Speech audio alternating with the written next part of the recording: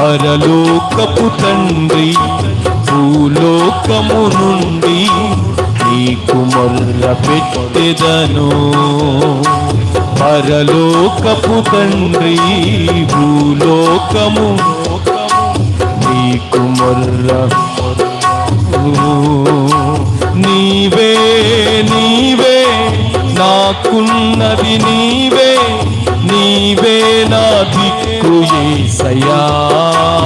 అందరూ నీవే నాకున్నది నీవే నా దిక్కు యేసయ్యా.